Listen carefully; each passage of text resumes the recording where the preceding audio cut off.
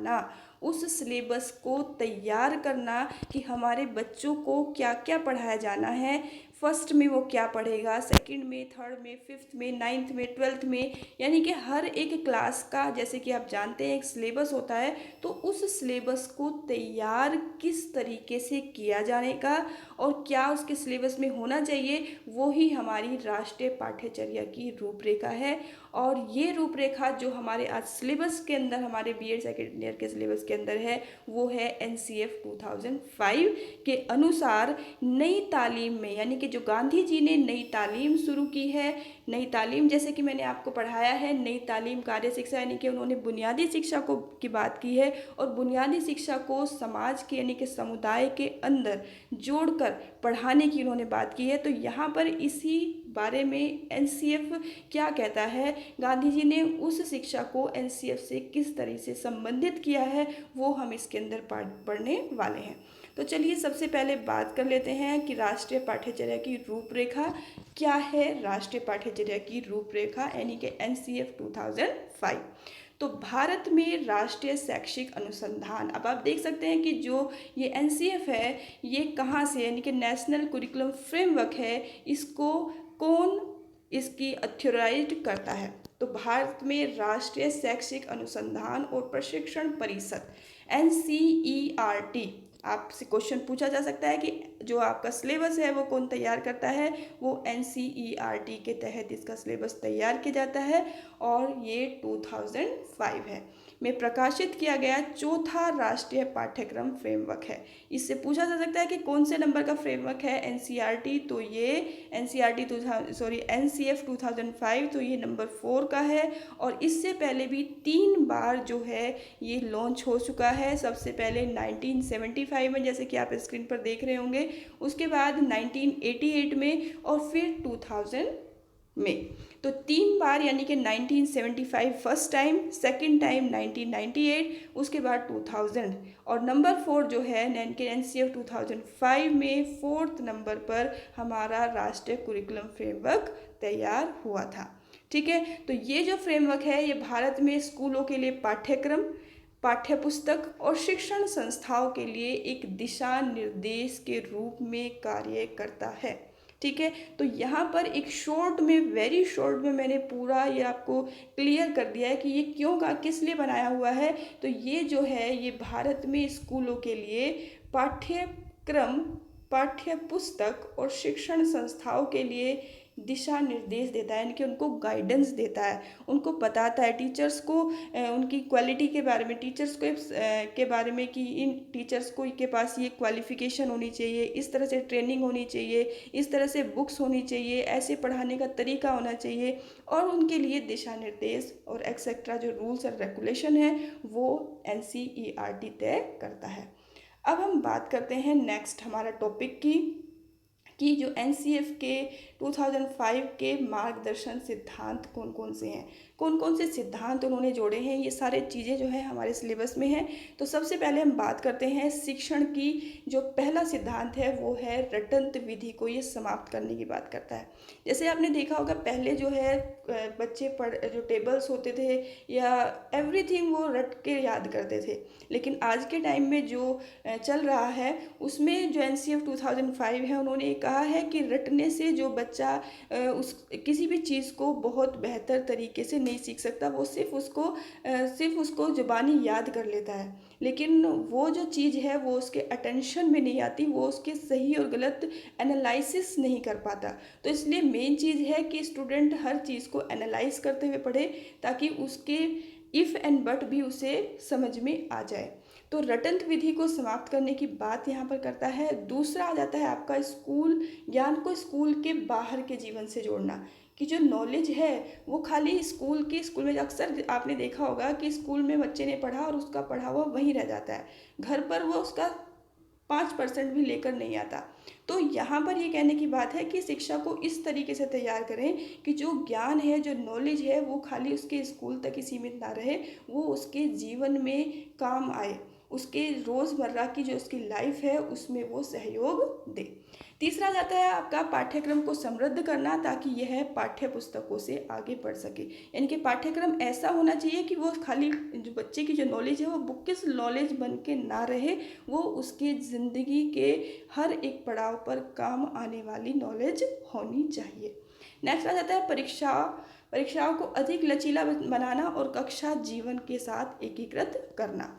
यानी जो परीक्षाएं हैं, जो एग्ज़ाम्स हैं, उनको थोड़ा सा उनमें ढील देनी चाहिए, और जिससे जो परीक्षाएं हैं वो ऐसी हों कि वो रोज़मर्रा की ज़िंदगी में, यानी कि जैसे उसके यूनिट टेस्ट हो गए, उसके को करिकुलम एक्टिविटी हो गई, जिससे बच्चा जोड़ते हुए इंटरेस्टिंग तरीके से अपने ज्ञान को बढ़ा सके।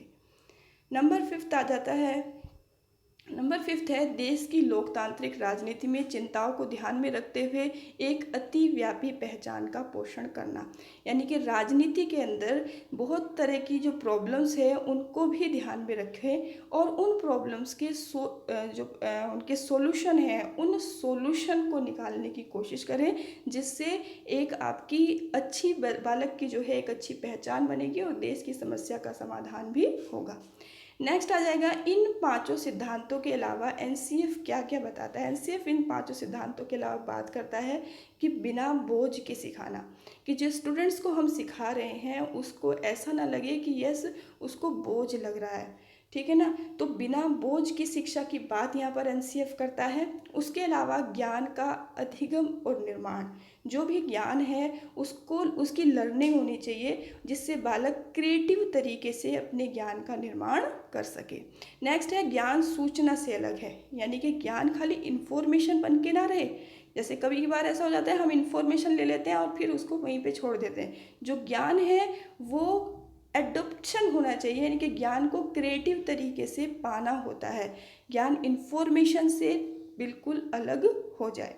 उसके बाद है ज्ञान और रचनात्मकता के निर्माण के लिए सीखने के अनुभवों का आयोजन करना। तो ज्ञान और रचनात्मक यानी कि जो नॉलेज है, जो आपके एक्सपीरियंस है, उनको क्रिएटिव तरीके से उनका निर्माण करें, जिससे सीखने के अलग अलग अनुभवों का आयोजन हो सके।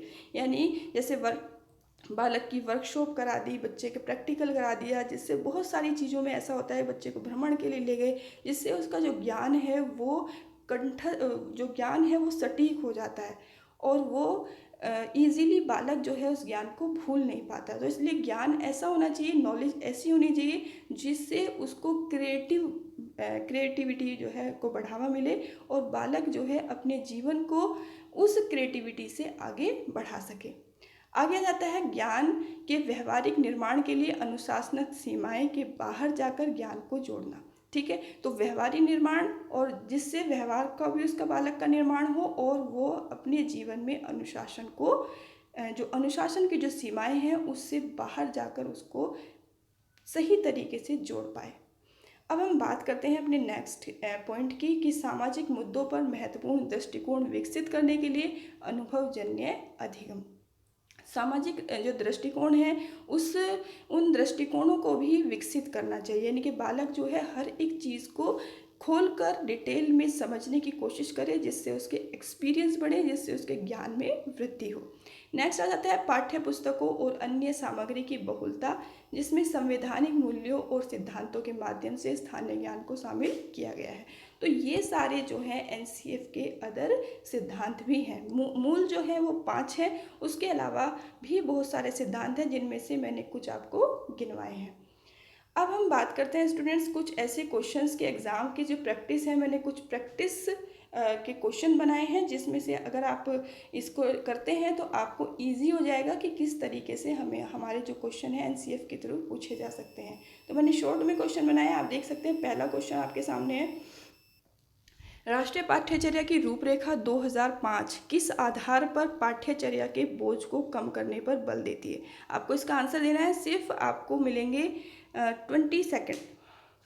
शिक्षा के बोझ के साथ, शिक्षा बिना बोझ की, शिक्षा पर्यावरण के साथ, या शिक्षा पर्यावरण के बिना। इन चारों में से एक ऑप्शन आपको चुनना है, और बहुत जल्दी चुनना है। तो इसका आंसर मैं आपको बता देती हूँ, जैसे कि हमने अभी पढ़ा था, उसका आंसर था शिक्षा बोझ के बिना, यानी कि शिक्षा बिना बोझ के। This is the correct answer of this question.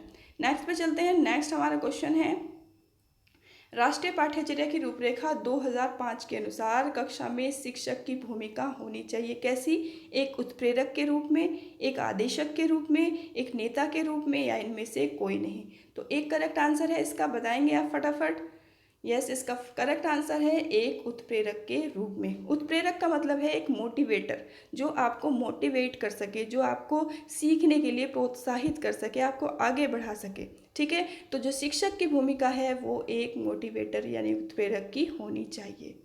Next question आपके सामने आ रहा है, नंबर 3 है कि राष्ट्रीय पाठ्यचर्या की रूपरेखा 2005 के अनुसार प्रारंभिक स्तर पर, प्रारंभिक या प्राथमिक हो सकता है, स्तर पर भाषा का माध्यम कैसा होना चाहिए? हिंदी, अंग्रेजी, मातृभाषा या संस्कृत, इनमें से एक ऑप्शन आपको बताना है।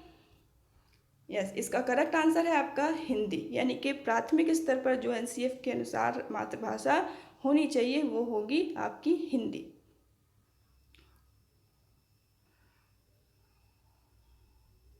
राष्ट्रीय पाठ्यचर्या की रूपरेखा एनसीएफ 2005 के अनुसार शिक्षक की भूमिका है, जो शिक्षक की भूमिका होती है वो अधिनायक की है या अनुमति परक की है, सुविधादाता की है, सत्तावादी की है। इन चारों में से आपको एक आंसर बताना होगा, तो इसका करेक्ट आंसर है, आप बता दें। यस, इसका करेक्ट आंसर होगा सुविधादाता। ठीक है,